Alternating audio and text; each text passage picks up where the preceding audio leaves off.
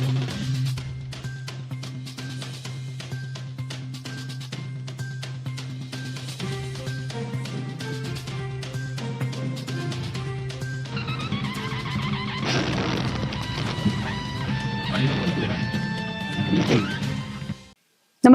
आपण पाहता हिरकणी न्यूज.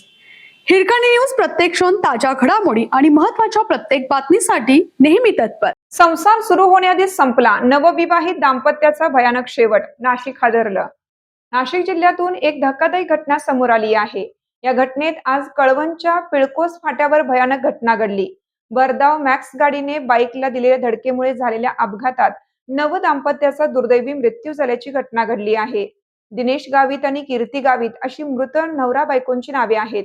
या दोघांचं नुकतंच मे महिन्यात लग्न पार पडलं होतं आणि संसार सुरू झाला होता, पण तो अर्ध्यातच मोडला आहे. या घटनेने नाशिकमध्ये हळहळ व्यक्त होतीये.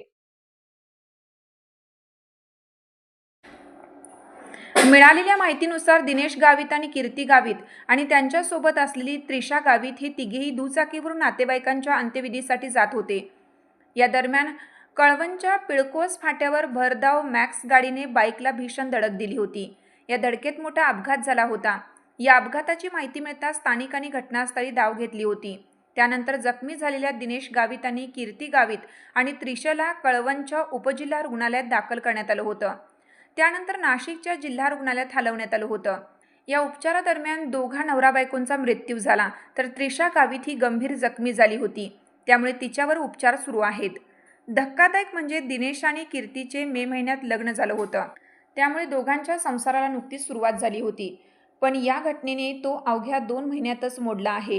कीर्ती गावित आभोणा येथे शिक्षिका म्हणून नोकरी करत होत्या, तर दिनेश जलसंपदा विभागात कार्यरत असल्याची माहिती समोर आली. या घटनेने गावित कुटुंबियांवर दुःखाचा डोंगर कोसळला आहे.